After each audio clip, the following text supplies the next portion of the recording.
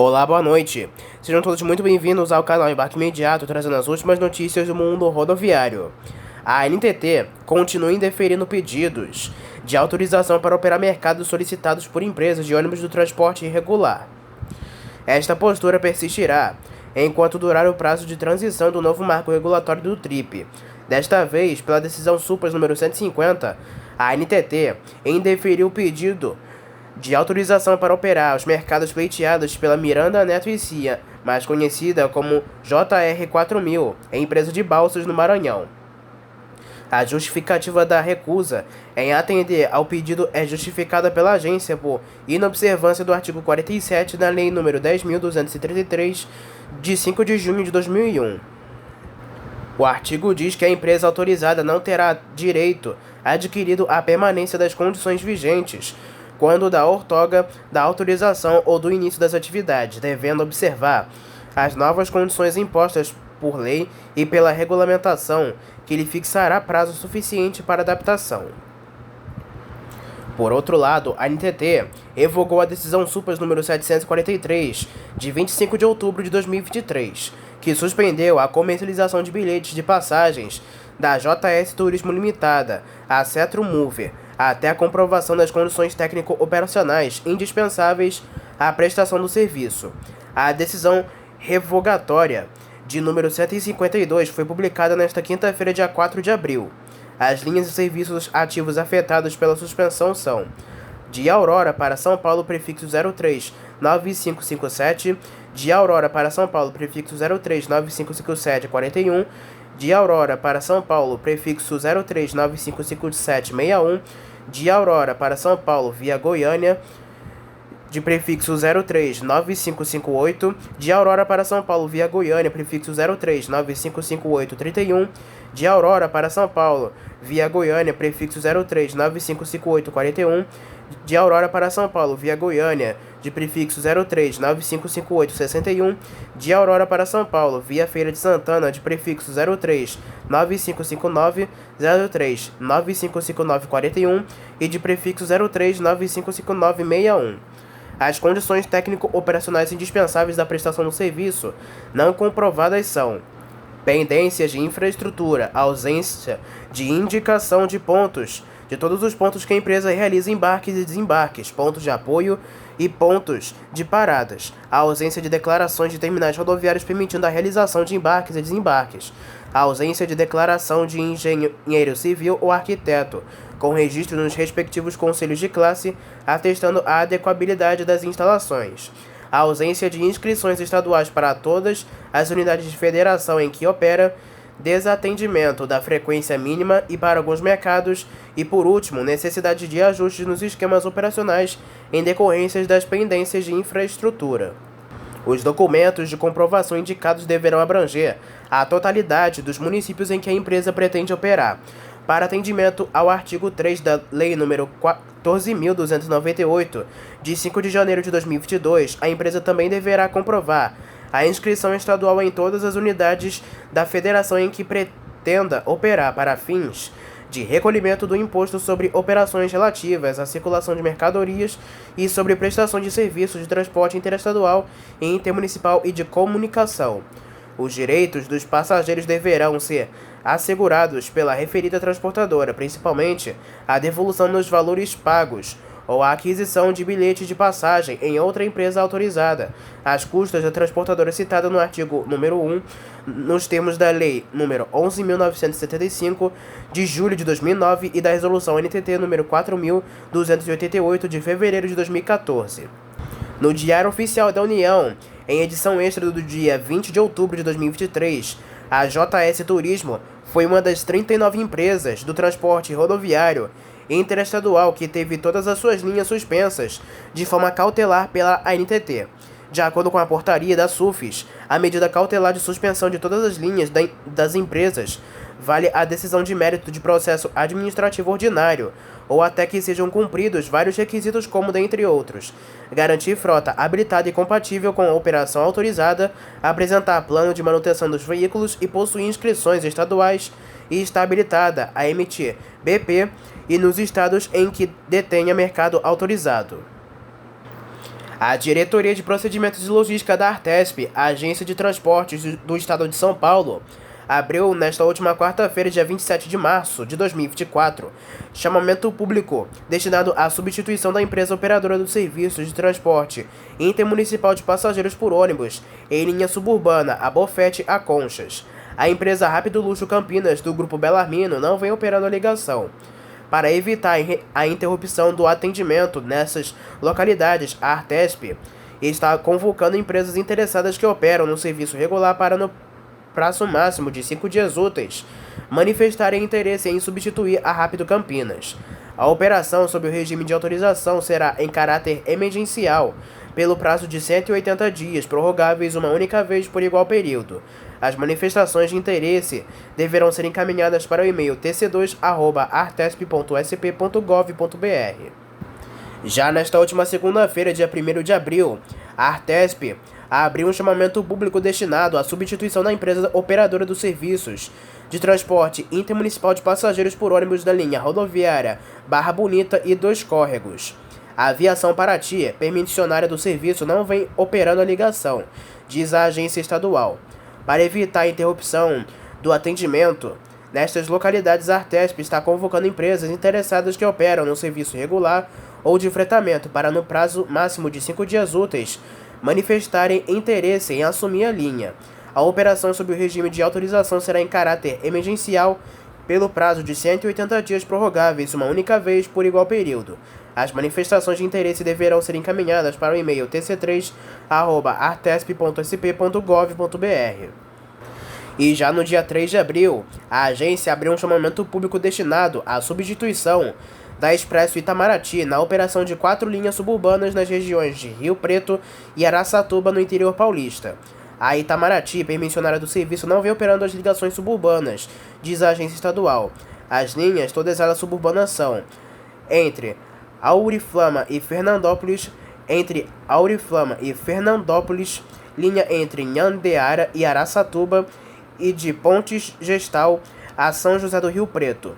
Para evitar a interrupção do atendimento nestas localidades, a Artesp está convocando empresas interessadas que operam no serviço regular ou de fretamento para, no prazo máximo de 3 dias úteis, manifestarem interesse em assumir a linha.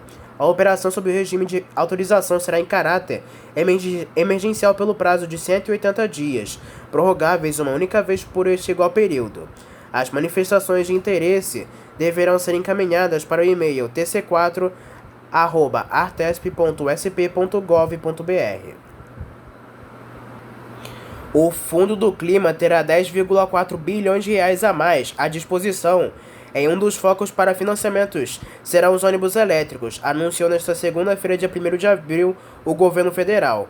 Coletivos elétricos escolares, ônibus para BRT e trens intercidades também serão incluídos na modalidade indireta automática. O Banco Nacional de Desenvolvimento Econômico e Social e a União, representada pelo Ministério do Meio Ambiente e Mudança do Clima, o MMA, assinaram nesta segunda-feira, dia 1º de abril, no Palácio do Planalto, em Brasília, o novo contrato que rege a gestão de recursos do Fundo do Clima pelo banco. O contrato prevê essa transferência de até 10,4 bilhões de reais a serem utilizados pelo BNDES no financiamento reembolsável de projetos para reduzir a poluição do clima aos seus efeitos e o pagamento do valor de 6,2 milhões de reais a título de remuneração ao BNDES, na qualidade de agente financeiro. O dinheiro poderá ser captado por gestores públicos, empresas de capital misto, do chamado terceiro setor e companhias privadas. O fundo utilizará parte dos recursos da captação feita pelo Ministério da Fazenda em novembro de 2023, a partir da emissão de 2 bilhões de dólares em títulos soberanos sustentáveis no mercado internacional. Além disso, cerca de 400 milhões de reais provenientes de participação especial, oriunda da exploração de petróleo e gás, bem como do retorno de operações financeiras do próprio fundo. Até o fim de 2023, o Fundo do Clima tinha 2,9 bilhões de reais. A decisão sobre o futuro de uma das mais tradicionais fabricantes de ônibus, trolleybus e semi-reboques da Europa, a Van Hool, da Bélgica, com 77 anos de atividade, deve demorar mais uma semana para ser tomada. Até lá, mais de 4,1 mil funcionários, sendo 2,1 mil somente na Bélgica, investidores e credores dos altos débitos da empresa ficam na expectativa sobre se o desfecho será o melhor ou não. Em um documento num comunicado oficial da Van Hool, veiculado nesta terça-feira, dia 2 de abril, a empresa diz que esta semana a mais foi concedida pelo Tribunal Empresarial de Mechelen, município da Bélgica, localizado no distrito de Mechelen, província de Antuérpia, região das Flandres, onde corre o processo. Segundo o comunicado, o problema da Van Hool decorre de uma disputa entre herdeiros e acionistas que se mostrou insolúvel. O documento diz que a esperança é a aquisição da marca e que há negociações avançadas de venda para a retomada das atividades e conversas construtivas e num bom ambiente. Uma das alternativas, segundo a empresa bélgica, é a chamada falência silenciosa, pela qual é possível realizar um acordo de venda antes da oficialização da quebra da empresa. A estratégia permitida por lei permitirá um reinício mais rápido das atividades. O comunicado diz o seguinte: a Van Hool, fabricante independente de ônibus e veículos industriais, permanece firme na sua busca de um futuro sustentável para a empresa, apesar dos desafios recentes. No processo pendente do Tribunal Empresarial de Mechelen, a Van Hool levará mais uma semana para salvaguardar a possibilidade de um reinício imediato. Conforme comunicado anunciado no último dia 25 de março, a disputa sobre a lei de herança entre os acionistas e a família Van Hool revelou-se insolúvel. Foi intensificado um processo paralelo, já em curso, para explorar cenários alternativos. Isto incluiu conversas com potenciais adquirentes, para explorar um possível relançamento com atenção a todos os stakeholders, especialmente considerando os colaboradores. Essas conversações foram construtivas e conduzidas num bom ambiente. A Van Hool é uma fabricante independente belga de ônibus e veículos industriais com sede em Koningsshoek, e a empresa foi fundada em 1947.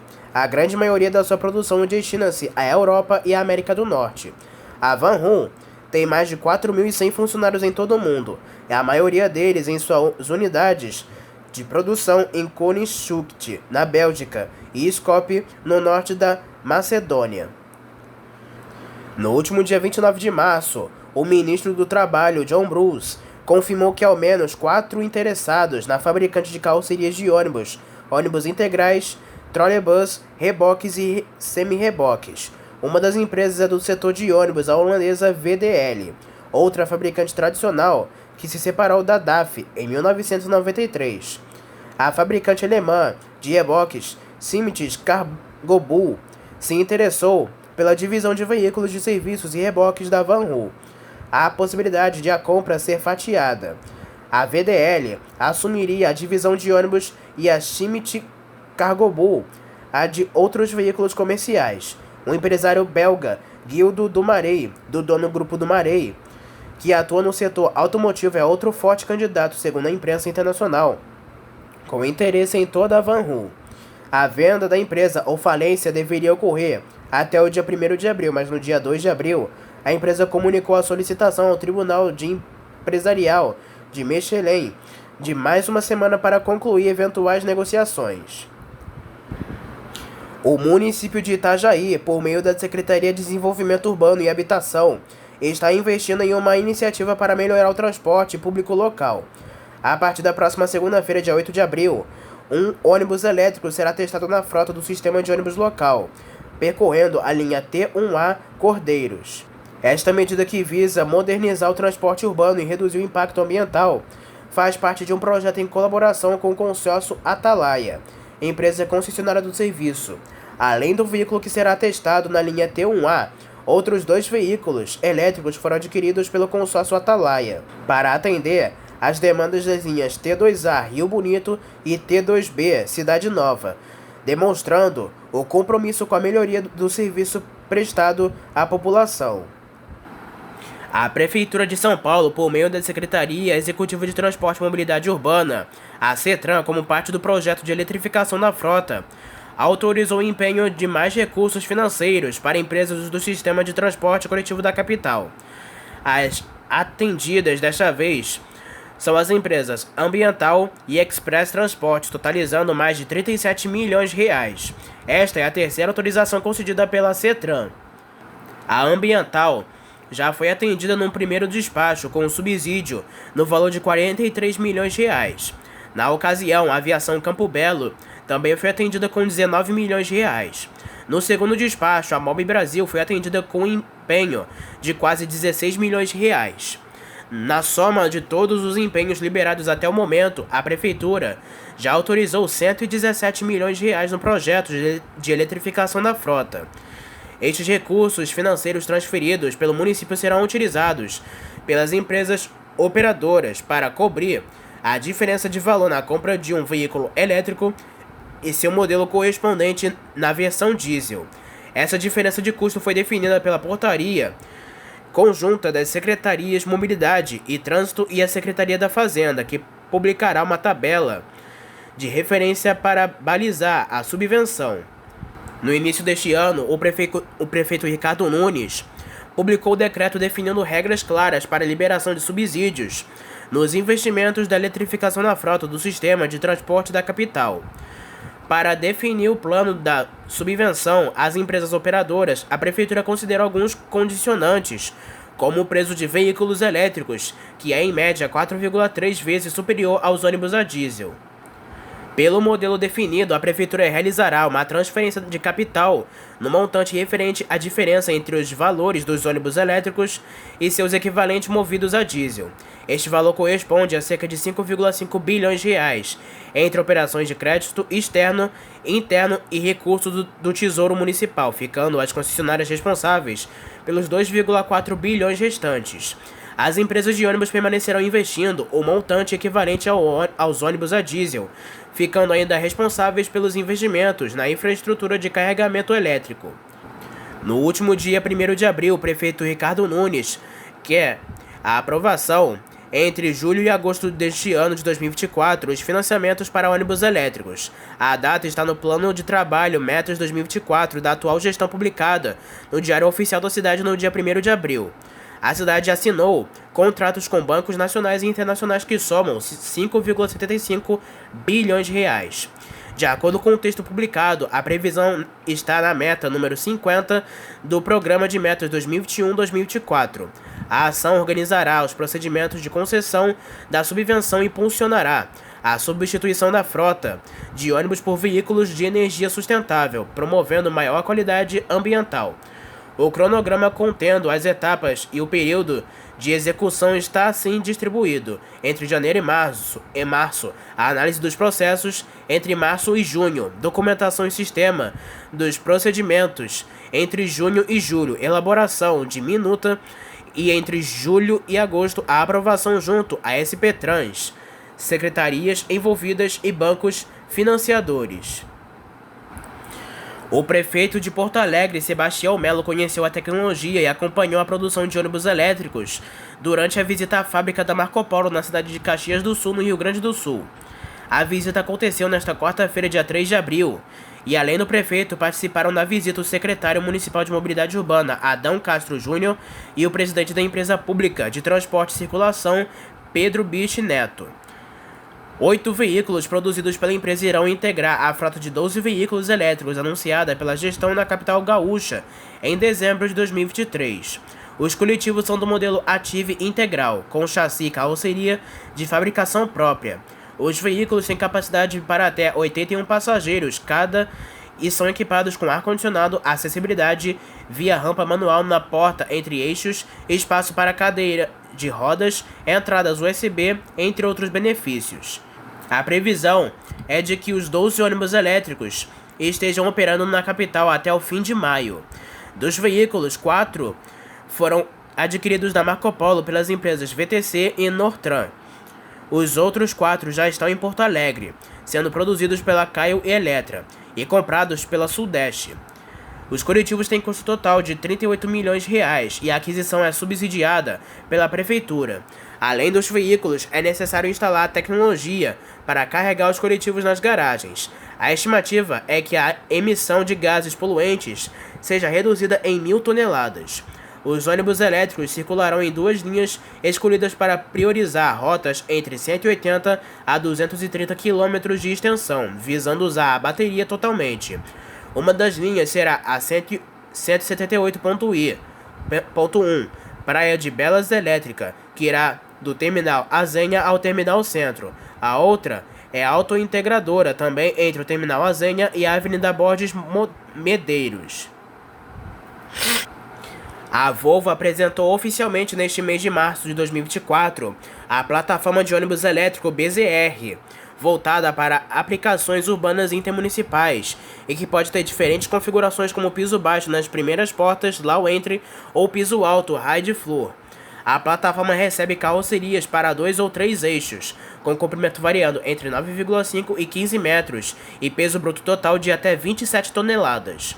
Há diferentes opções de distribuição de baterias que podem gerar potência de até 400 kW, sendo 536 cavalos, mas em arranjo modular, a potência pode chegar a 540 kW, sendo mais ou menos 723 cavalos. Esta configuração com arranjo modular é indicada para linhas intermunicipais e de maior distância. As baterias e o sistema de tração são os mesmos que os desenvolvidos para caminhões pesados e extrapesados elétricos da marca. A empresa apresentou também a versão conceito no novo Volvo 8900 Electric, o primeiro modelo sobre a plataforma BZR. A unidade apresentada tem carroceria feita pela própria Volvo, mas a produção em série deve ter encalçamento da fabricante MCV do Egito. O novo Volvo 8900 Electric tem piso baixo e opções de carrocerias de 12,3 metros de 2 eixos e 14,9 metros de 3 eixos. A autonomia das baterias varia de acordo com o arranjo de packs que forem utilizados, podendo variar entre 250 e 320 km. A plataforma BZR é mundial e deve ter comercialização a partir de 2025, inicialmente em mercados europeus. O modelo BZL continua normalmente na gama de opções da Volvo. Presente no mercado europeu e em outras regiões, o BZL está sendo testado em sistemas brasileiros de transporte. Em 28 de fevereiro de 2024, o presidente da Volvo Bus para a América Latina, André Marques, disse que a empresa estuda produzir ônibus elétricos na planta de Curitiba. Segundo Marques, tudo vai depender da procura pelos ônibus elétricos da Volvo no Brasil e nos outros países da América Latina. A BZL está em fase final de homologação pela SP Trans, gerenciadora do sistema de transporte da capital paulista. O modelo também passou por testes pela Urbis, gerenciadora de transporte da capital paranaense, em Curitiba. Ambas as cidades possuem planos de expansão da eletrificação da frota de ônibus. A cidade de Bogotá, na Colômbia, possui uma garagem de ônibus elétricos com uma estrutura de recarga aérea, que permite melhor aproveitamento de espaço e mais agilidade no procedimento de recarga de baterias. Em viagem a convite da BID, o site Diário do Transporte esteve na manhã desta quinta-feira, dia 4 de abril, na garagem operada pela La Rolita, que foi especialmente construída para ônibus elétricos. A estrutura foi inaugurada em setembro de 2022. O modelo de negócio dessa operação é o seguinte: a empresa VG Mobility é dona da garagem, da infraestrutura e dos 195 ônibus, todos BID com carroceria Buscar colombiana. A La Rolita, que tem como principal acionista o Transmilênio do governo, faz a operação e manutenção possuindo 193 ônibus e atendendo a 10 linhas que transportam 44 mil pessoas por dia. Dos 195 ônibus, 183 são operacionais. Todos podem ser carregados ao mesmo tempo e por haver duas subestações dedicadas nos limites da garagem, não há impacto no fornecimento de energia das casas. Nesta terça-feira, dia 2 de abril, a empresa Veracruz firmou um acordo com o governo do Pernambuco para manter a operação de 16 linhas de ônibus que anteriormente havia optado por entregar para a administração pública e compartilhar com outras companhias de transporte da Grande Recife. Para seguir atuando no sistema de mobilidade da região metropolitana, a Veracruz concordou em melhorar a operação para que os passageiros não sejam prejudicados e realizar a renovação da frota de ônibus. O Ministério Público de Pernambuco chegou a definir que a empresa teria de pagar multas que somam até 10 milhões de reais. Agora falamos sobre as últimas ocorrências do mundo rodoviário. Um ônibus rodoviário da aviação transacreana apresentou um problema e teve um princípio de incêndio no fim da tarde do último dia 27 de março, quando trafegava pela BR-364 e, de acordo com o Corpo de Bombeiros, o incidente ocorreu no município de Feijó, no interior do estado do Acre, com um princípio de incêndio nas rodas traseiras do coletivo. A empresa informa que os ônibus passam por manutenções diárias, já que as péssimas condições de trafegabilidade da rodovia faz com que os desafios das viagens sejam intensificados. Apesar do susto, não houve feridos, como informa o Corpo de Bombeiros. O ônibus fazia a linha de Rio Branco a Cruzeiro do Sul. Um idoso de 84 anos, identificado como Martinho Silvério, acabou morrendo atropelado por um micro-ônibus escolar da Prefeitura de Assunção na noite desta última quarta-feira, dia 27 de março, quando seguia pela BR-230. De acordo com a Polícia Rodoviária Federal, o acidente ocorreu na cidade de Soledade, no interior da Paraíba, quando a vítima tentava atravessar a rodovia. Segundo a corporação, o coletivo seguia 100 passageiros e o idoso, segundo informações de moradores, costumava sair sozinho e atravessar a rodovia. Um grave acidente envolvendo um ônibus rodoviário da empresa Brasil Turismo e Fretamento e uma carreta deixou uma pessoa morta na madrugada desta última quinta-feira, dia 28 de março. De acordo com a Polícia Militar Rodoviária de São Paulo, o ônibus colidiu na traseira da carreta, que seguia carregada com soja, na altura do quilômetro 247 da rodovia Anhanguera, ASP 330, na altura do município de Santa Rita do Passa Quatro, no interior de São Paulo. O motorista reserva, identificado como Luiz Antônio Simão Pires, de 53 anos, acabou morrendo no local e estava em horário de descanso no momento do acidente. Outras 4 pessoas também apresentaram ferimentos e foram atendidas por equipes da concessionária, Corpo de Bombeiros de São Paulo e do Serviço de Urgência do SAMU. O corpo de Luiz Antônio foi encaminhado para o IML de São Carlos. As outras 4 pessoas que tiveram ferimentos leves foram encaminhadas ao pronto-socorro de Santa Rita do Passa Quatro. O ônibus seguia com 46 passageiros e 2 motoristas e saiu de Canarana, no Mato Grosso, em direção ao município de Juquitiba, no interior de São Paulo, para uma feira de artesanato. A concessionária Artéries Via Paulista, que administra o trecho, informa que a rodovia foi totalmente liberada às 9h30 da manhã e que o trânsito flui normalmente. Um ônibus rodoviário da empresa Gontijo de Transportes acabou tombando na altura do quilômetro 130 da BR-262, na altura do município de Rio Casca, na zona da Mata de Minas Gerais. De acordo com o Corpo de Bombeiros, o acidente ocorreu na madrugada da última sexta-feira, dia 29 de março, quando, segundo o motorista, ao fazer uma curva, ao avistar um buraco, o mesmo não conseguiu desviar a tempo e o veículo acabou tombando. Segundo a corporação, o coletivo seguia com 23 passageiros e motorista. Ao menos 3 pessoas apresentaram ferimentos leves e foram atendidas no local. Segundo o SAMU, também atenderam a ocorrência. Os passageiros acabaram realocados em outro coletivo da empresa. A linha em que o veículo tombado fazia não foi informado pelo Corpo de Bombeiros. Uma colisão envolvendo um carro modelo Saveiro e um ônibus na madrugada deste sábado, dia 30, chamou a atenção de moradores de Chapadão do Sul. O acidente ocorreu por volta de 2h37 da madrugada, quando o ônibus fretado, que faz o transporte de funcionários de uma empresa, seguia pela Avenida Mato Grosso do Sul, foi atingido na lateral pelo carro, na rotatória, com a Avenida Santa Catarina. De acordo com o Corpo de Bombeiros de Mato Grosso do Sul, apesar do susto, não houve feridos, gerando apenas danos materiais. O carro, ao colidir contra o ônibus, perdeu o controle e bateu contra um poste. Agentes da Polícia Militar foram acionados para o local da ocorrência. Um ônibus rodoviário da aviação Graciosa acabou pegando fogo na manhã deste sábado, dia 30, na altura do quilômetro 47 da BR-277, no município de Morretes, no sentido Curitiba. Agentes do Corpo de Bombeiros do Paraná e da concessionária EPR Litoral Pioneiro atenderam a ocorrência e, apesar do susto, não houve feridos. O ônibus saiu de Paranaguá com destino a Curitiba por volta de 9h30 da manhã, transportando 28 passageiros. De acordo com os bombeiros, todos os passageiros a bordo conseguiram desembarcar do ônibus em segurança. Cerca de 10 pessoas foram vistas por volta de 6h30 da manhã, vandalizando um ponto de ônibus que acabou cerrando na manhã deste sábado, dia 30, que fica localizado na Travessa Nestor de Castro, no centro de Curitiba. Alguns moradores, ao ver a cena de vandalismo, acionaram agentes da Polícia Militar do Estado do Paraná, quando o grupo acabou fugindo. Agentes da Guarda Municipal de Curitiba foram acionados e isolaram a área, após o grupo de vândalos conseguir fugir. A Polícia Militar do Paraná informa que 2 pessoas acabaram levadas ao cartório da Polícia Militar por desobediência. A corporação afirmou que, enquanto os policiais atendiam a ocorrência, elas começaram a filmar e atrapalhar a equipe que estava no local.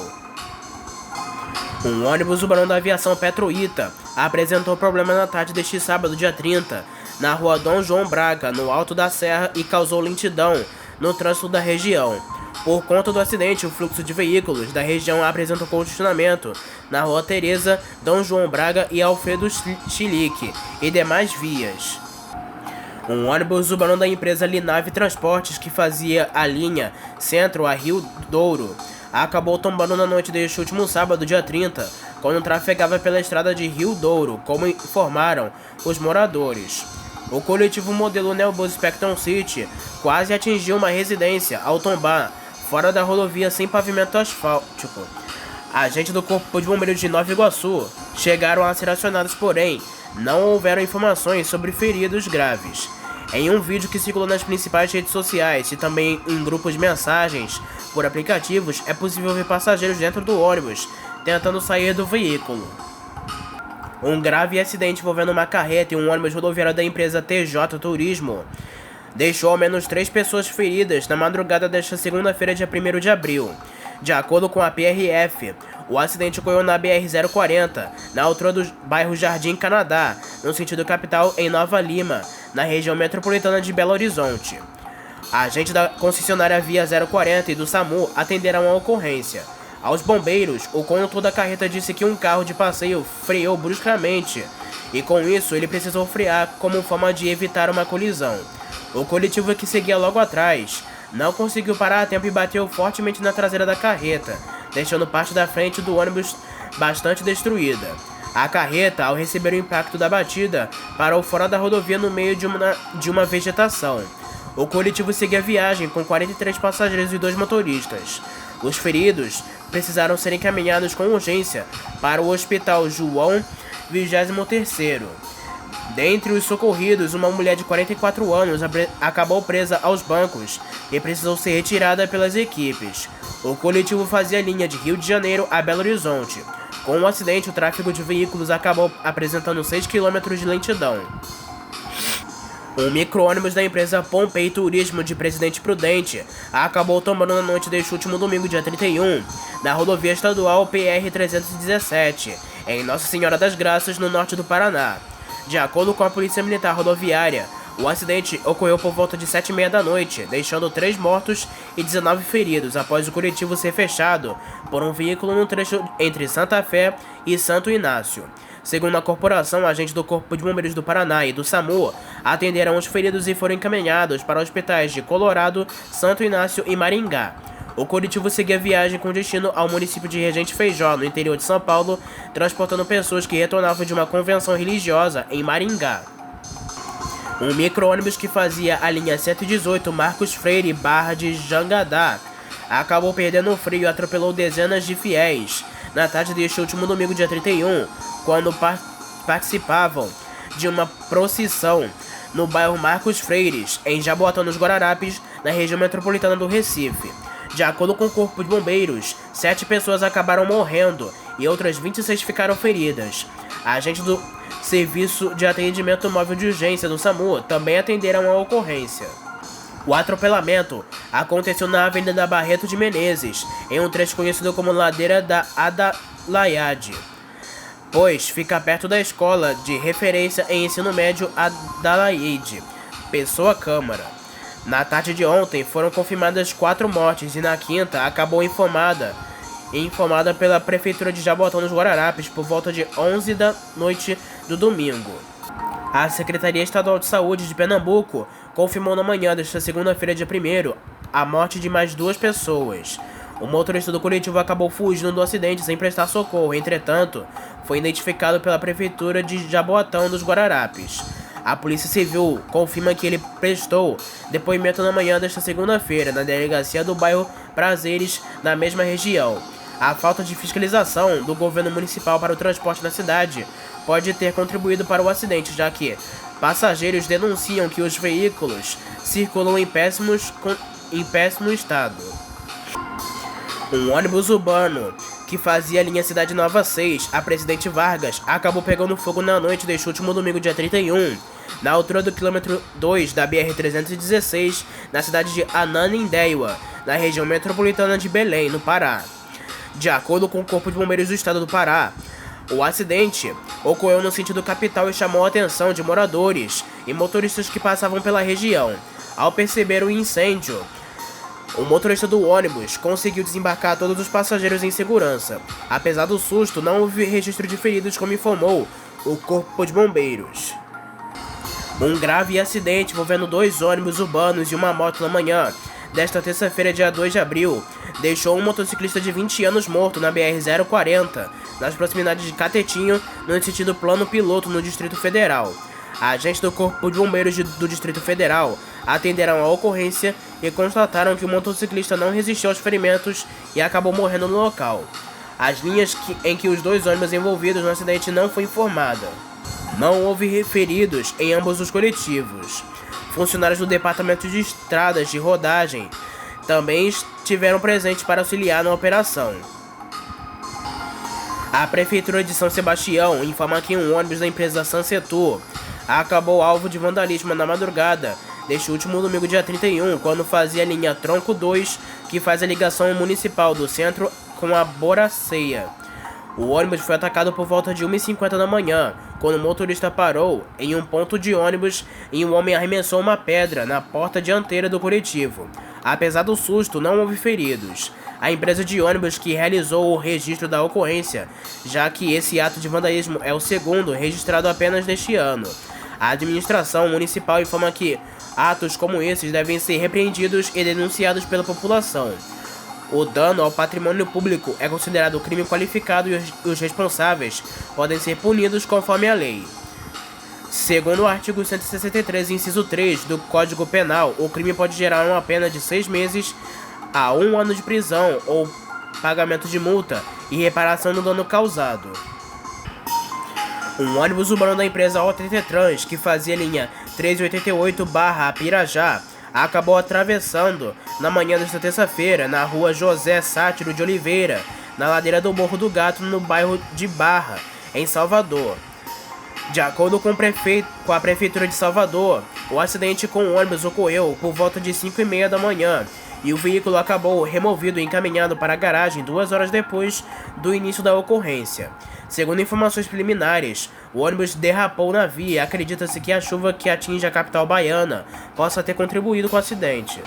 O ônibus seguia viagem com 15 passageiros e, apesar do susto, não houve feridos. O coletivo acabou batendo em um carro que seguia parado. Outros 2 veículos foram atingidos em seguida. O motorista do coletivo disse em entrevista à TV Bahia que o veículo teve uma pane elétrica e ele precisou realizar uma manobra para evitar um acidente com impactos maiores. A causa do acidente segue analisada, como informa as autoridades.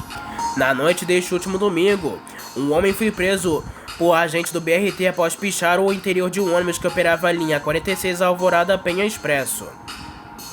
Através do sistema de câmeras no coletivo, o motorista percebeu a atuação do indivíduo e acionou seguranças. O rapaz foi detido e levado para a 16ª DP, onde foi registrado um boletim de ocorrência.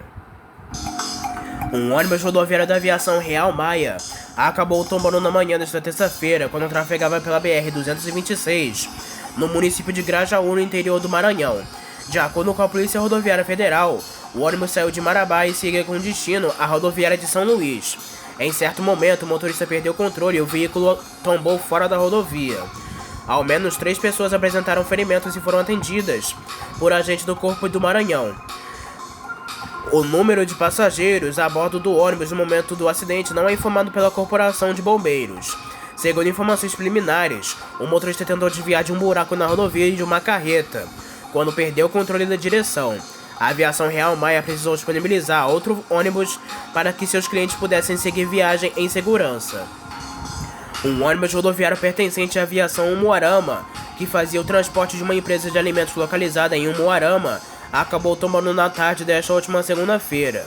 De acordo com a Polícia Militar do Estado do Paraná, o acidente ocorreu em uma estrada que dá acesso ao distrito de Saltinho do Oeste, no município de Alto Piquiri. Diversas pessoas que estavam a bordo do ônibus apresentaram ferimentos, sendo 3 pessoas com ferimentos graves e demais com escoriações. O ônibus seguia em uma estrada de barro, que segue com muita lama em decorrência da última chuva que atingiu a região em uma curva e acabou tombando. As vítimas que sofreram escoriações foram encaminhadas para a unidade de saúde da cidade, já os outros 3, sendo 2 mulheres de 31 e 37 anos e um motorista de 39, foram encaminhados para o Hospital Semil em Umuarama. Um grave acidente envolvendo um veículo de passeio e um ônibus na tarde desta terça-feira deixou ao menos um morto na BR-158, perto da ponte do Rio Chopin, no município de Pato Branco. De acordo com o Corpo de Bombeiros do Paraná, o ônibus seguia transportando trabalhadores de uma indústria de eletrodomésticos da cidade. Segundo informações da corporação, o motorista do carro HB20 perdeu o controle da direção em uma curva e acabou batendo contra o ônibus. Ao menos 18 pessoas acabaram apresentando ferimentos e foram atendidas pelos bombeiros e por agentes do SAMU e encaminhadas para uma unidade de pronto atendimento da região. A empresa Unirio Transportes, que faz parte do grupo Transportes Blanco, passou a chamar a atenção nos últimos dias após um ônibus urbano modelo Capacity VIP5 Mercedes-Benz ORF 1721 de prefixo 228018 ter parte da pintura desbotada na traseira do ônibus. O coletivo, assim como outros do mesmo modelo, foram usados anteriormente por empresas como Transurb e Verdun, que opera linhas municipais na cidade do Rio de Janeiro.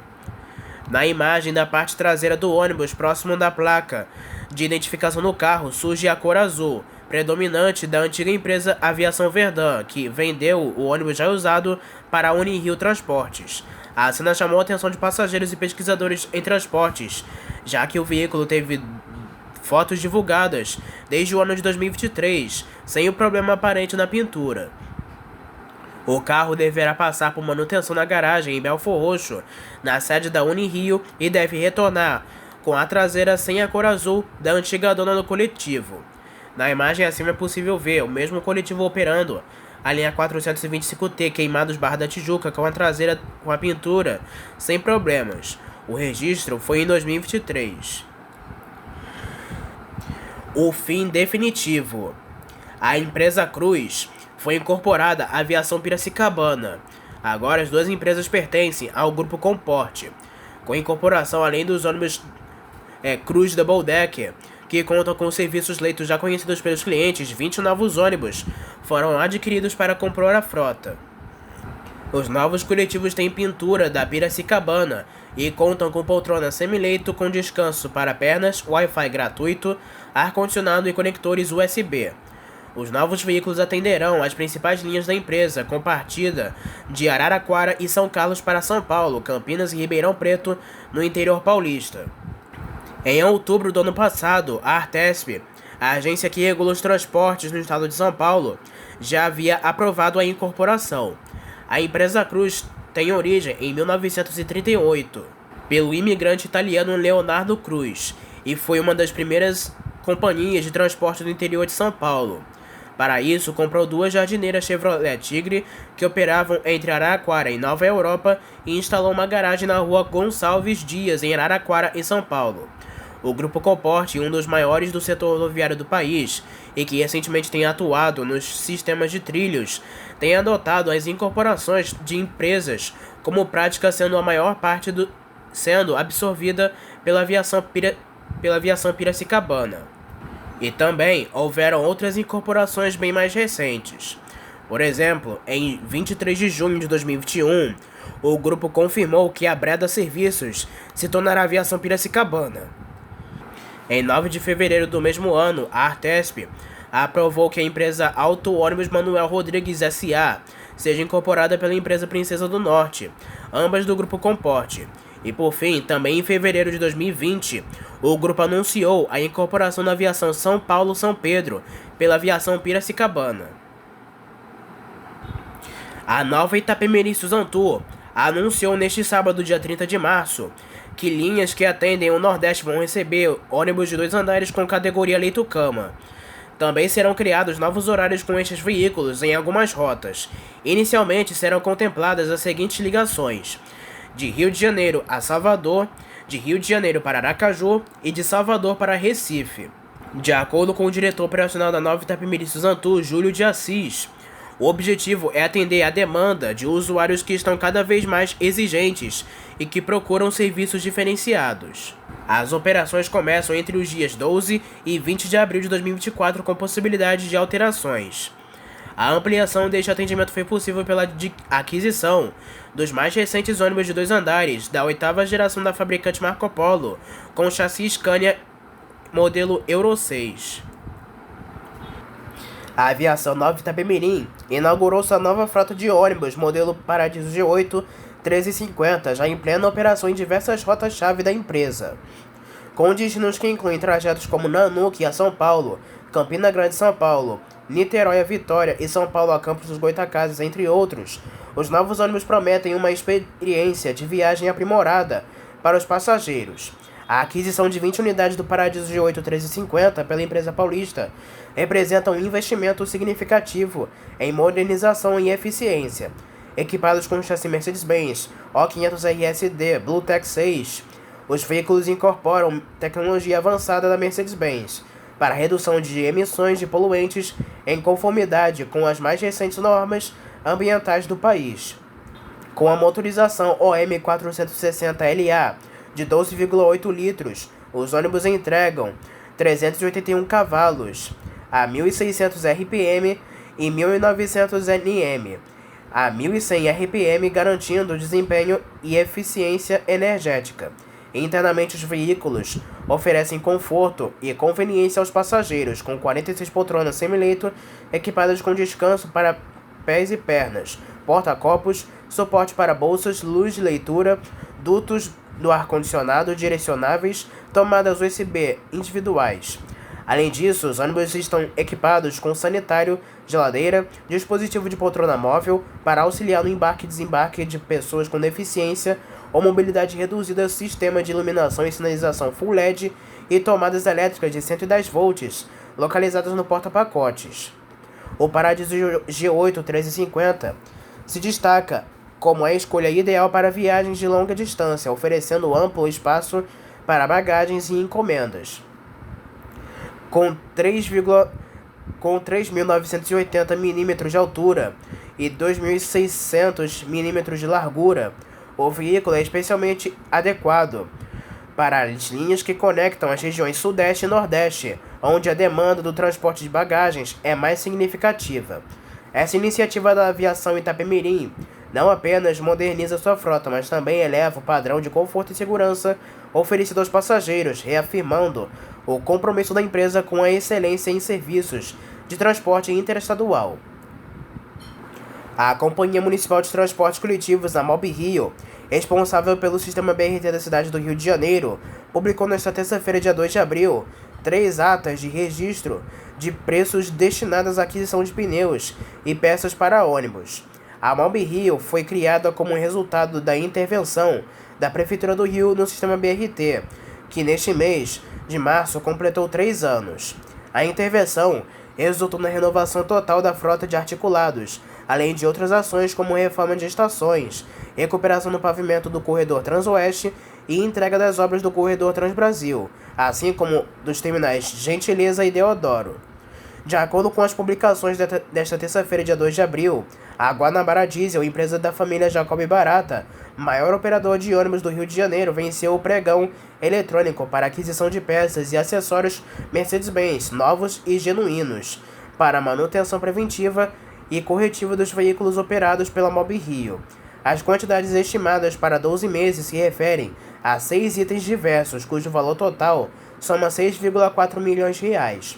A Guanabara Diesel é representante da Mercedes-Benz no Rio de Janeiro e em abril de 2022 venceu licitação para entregar 20 ônibus para o BRT, ao custo total de R$ 42,2 milhões. A outra ata de preços é referente à aquisição de pneus novos, e o pregão foi vencido pela Tovar Comércio de Pneus Limitada. A estimativa da MobiRio é adquirir 1.596 pneus em 12 meses, ao valor total de R$ 3,7 milhões. Já a terceira ata foi assumida pela Gabigold Distribuidora, com 84 novos pneus da mesma especificação. O valor para 12 meses é de R$ 198.744. Somando todos os valores das três atas, o valor final é de aproximadamente R$ 12,4 milhões. A Prefeitura do Rio de Janeiro realizou neste último domingo, dia 31 de março, a inauguração do Terminal Magarça, em Guaratiba, que faz parte do Corredor Transoeste e o primeiro entregue pela Prefeitura em 2012. O Terminal Magarça é um dos 4 terminais em construção na cidade, resultantes da expansão das estruturas das antigas estações Curral Falso, Mato Alto e Pingo d'Água, e estão em fase de obras. O anúncio da inauguração já tinha sido feito pelo subprefeito da Zona Oeste do Rio, Diogo Borba, através das redes sociais. A abertura do novo Terminal Magarça ocorre após 3 meses da inauguração da nova Transoeste, que revitalizou 31 quilômetros de vias. Com a melhoria das pistas, a Prefeitura buscou oferecer mais conforto e segurança aos cidadãos, iniciando a transformação de estações em terminais, em um investimento total de R$ 180 milhões. O evento de inauguração contou com a presença do secretário municipal da Casa Civil, Eduardo Cavalieri, das secretárias municipais de Infraestrutura, Jéssica Traire, e de Transportes, Maína Celidônio, além da diretora-presidente da MobiRio, Cláudia Cecim, e do subprefeito da Zona Oeste, Diogo Borga. O terminal Magarça foi expandido com a adição de um novo módulo conectado à estrutura já existente, além de um terminal alimentador para ônibus e vans provenientes da estrada do Magarça. O local também conta com um estacionamento exclusivo para 250 bicicletas. Jéssica Traire, secretária municipal de infraestrutura, destacou: foi feita a urbanização de 14 mil metros quadrados. Temos uma área enorme urbanizada e, além disso, duplicamos a capacidade da estação. É um esforço para levar o conforto que a Zona Oeste merece ao embarcar e desembarcar dos novos amarelinhos. Maína Celidônio, secretária de Transportes, enfatizou os benefícios para os usuários. O terminal é uma duplicação da estação e agora temos um módulo de serviço expresso, com mais conforto para o usuário que vai viajar, com mais qualidade e ter uma opção de transporte mais rápida. Temos ainda um bicicletário aqui muito importante, porque muita gente vem para cá de bicicleta. Enquanto isso, as obras nos outros 3 terminais seguem avançando. No Mato Alto, já estão em fase de conclusão a estrutura dos novos viadutos e a passarela, que integrará usuários de Sepetiba e Campo Grande. O novo terminal Pingo d'Água será ampliado para 17 mil metros quadrados e substituirá a estação de mesmo nome, contando com integração entre ônibus, alimentadores e vans. E por fim, o terminal Curral Falso terá uma área 56 vezes maior que a estação anterior, com a construção de um terminal alimentador e uma passarela de acesso. A nova Transoeste, entregue em dezembro de 2023, revitalizou 31 quilômetros da calha do BRT, com investimentos de R$ 221 milhões. Além disso, a Prefeitura realizou intervenções significativas no sistema BRT, resultando em um aumento de 150% no número de passageiros transportados e uma redução de até 72% nos intervalos de viagens nos corredores de alta capacidade. A gestão municipal do BRT incluiu a nova renovação total da frota, reforma de todas as estações, implantação de medidas de segurança e recuperação do pavimento dos corredores Transoeste e Transbrasil. Essas ações geraram melhorias substanciais para os usuários, refletindo em um aumento significativo na confiança no sistema. Em uma declaração em sua conta no X, o prefeito do Rio de Janeiro, Eduardo Paes, fez uma avaliação positiva da primeira semana de funcionamento do BRT Transbrasil, na manhã deste sábado, dia 6 de abril. A operação caminhou tão bem nesta semana, integração com Gentileza e o próprio terminal Deodoro, que a gente resolveu antecipar o que só faria lá para meados da segunda quinzena de abril, que é a operação total o dia inteiro já da Transbrasil a partir de domingo. mas ressaltou que a diminuição de faixas trouxe impacto negativo para os usuários de automóvel. Ele reconhece que aumentou o engarrafamento, mas que está estudando medidas para minimizar estes problemas. Paes reconhece que é uma intervenção de muita força, uma intervenção estruturante numa via com a importância na Avenida Brasil, e que encara como natural que muita gente utiliza automóvel, fique irritada com os impactos no trânsito. Ele encara isso como natural, mas que será preciso ainda passar por esta fase de adaptação. Ele fez questão de lembrar que desde sempre a Avenida Brasil tem uma faixa seletiva para ônibus, só que agora estamos fazendo um negócio direito, organizado e com infraestrutura. O BRT Transbrasil teve seu primeiro dia útil de operação completa nesta segunda-feira, dia 1º de abril. Na primeira fase, o corredor de ônibus rápidos estava programado para funcionar das 10 da manhã às 3 da tarde, todos os dias da semana com média de 40 minutos de viagem. Com a antecipação anunciada hoje por Paes, a linha 60, que liga o Terminal Gentileza ao Terminal Deodoro, antes operando das 10 da manhã às 3 da tarde, terá seu horário estendido para funcionar das 4 da manhã à meia-noite, em todos os dias da semana. O intervalo entre as viagens será de 10 minutos ao longo de todo o dia. A partir dessa segunda-feira, dia 8 de abril, o BRT Transbrasil começará a operar com 50 articulados. Os intervalos de viagens da linha 60 serão reduzidos para 5 minutos nos horários de pico. Também na segunda, as linhas 80 Gentileza Penha e 90 Gentileza Fundão ampliarão a operação, passando a funcionar também das 4 da manhã à meia-noite, com intervalos de 6 minutos durante os horários de maior movimento. Com 25 km de extensão, 17 estações, 2 terminais e atravessando 18 bairros, o BRT Transbrasil tem previsão para transportar cerca de 250 mil pessoas por dia até 2030. Este é o quarto corredor de BRT implantado na cidade, ampliando o sistema de transporte de alta capacidade que já opera com os corredores Transoeste, Transcarioca e Transolímpica. O investimento visa proporcionar maior acessibilidade e comodidade aos usuários do transporte público da cidade, expandindo as oportunidades de conexões entre as zonas norte e oeste e o centro da cidade. Além das linhas regulares de articulados, o BRT Transbrasil também oferece um serviço executivo de transporte de passageiros entre o Terminal Gentileza e o Aeroporto Internacional do Galeão. A secretária de Transporte, Maína Celidônio, ressaltou que a pista seletiva é para ônibus convencionais, apenas entre o Trevo das Margaridas e o Caju, que a velocidade máxima é de 60 km com redução para 40 km por hora em todas as estações, e que o trecho entre Deodoro e o Trevo das Margaridas passa a ser exclusivo para o BRT em ambos os sentidos. O Transbrasil é o quarto corredor do BRT implantado na cidade e ampliará o sistema de transporte da cidade. Além dele, já estão operando os corredores Transoeste, Transcarioca e Transolímpica. Na Avenida Brasil, a faixa da esquerda da seletiva será delimitada exclusivamente para os BRTs através de segregadores.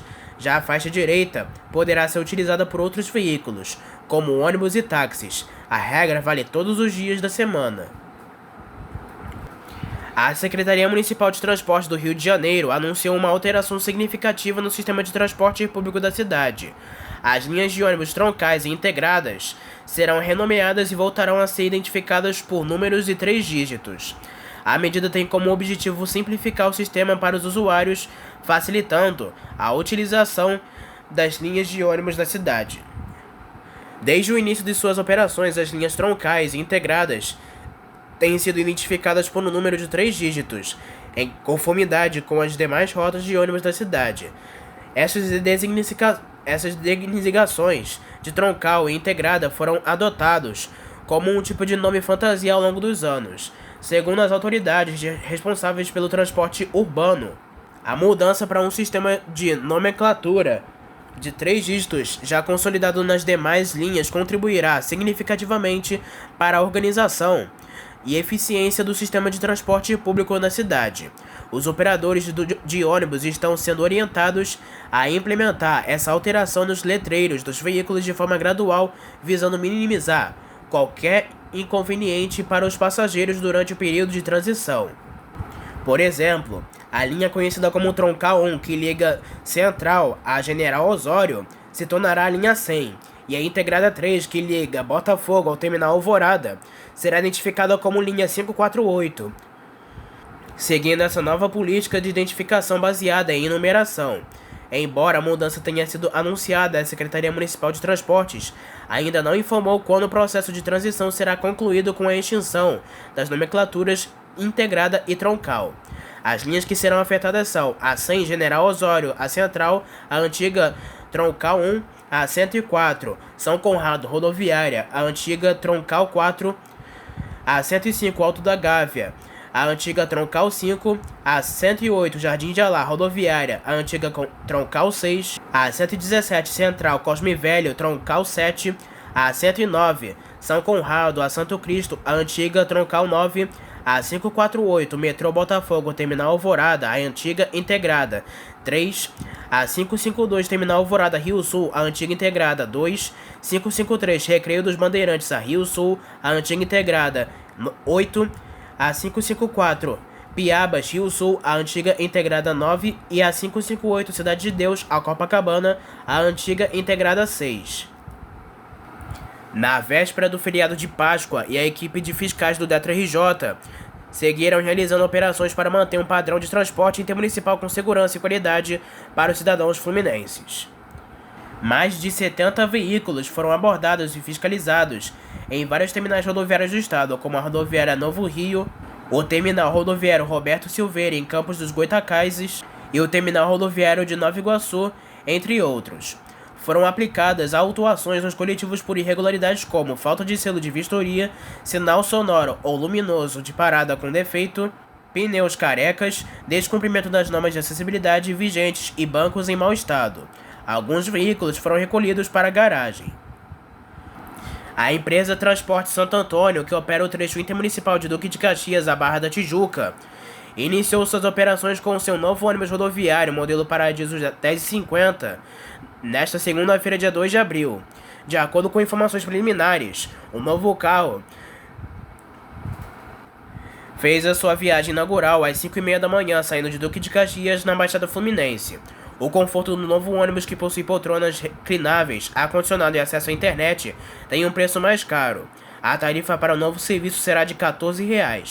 Acredita-se que, havendo demanda, a empresa possa expandir o serviço rodoviário com ônibus do mesmo modelo, proporcionando mais conforto nas viagens entre a Baixada Fluminense e a Zona Oeste do Rio de Janeiro. E antes de finalizar, mais umas últimas notícias para o pessoal futebolista. A empresa Turismo Santo André, a Turzan, é a mais nova parceira do transporte do elenco profissional do Vasco da Gama e apresentou o novo ônibus rodoviário, como o Invictus DD, equipado com chassi Scania K410C 6x2 NB Euro 6. O novo carro foi apresentado nesta sexta-feira, dia 5 de abril, e fará o translado da equipe em dias de jogos, trajetos até o aeroporto e outras necessidades. O novo coletivo está equipado com 62 poltronas, toalete a bordo, ar-condicionado e elevador para passageiros, com limitação na mobilidade. Vale lembrar que em janeiro os departamentos de futebol de base e o futebol feminino também receberam 2 ônibus novos, visando melhorar a logística, garantir mais conforto e proporcionar um melhor transporte no dia a dia das categorias. Outro time, dessa vez, foi o Santos FC, que anunciou neste domingo, dia 31 de março, que irá voltar a utilizar o novo ônibus baleia para transportar os jogadores na final do Paulistão. O coletivo é o Marco Polo Paradiso G8 Double Decker New G7 Mercedes-Benz O500 RSD.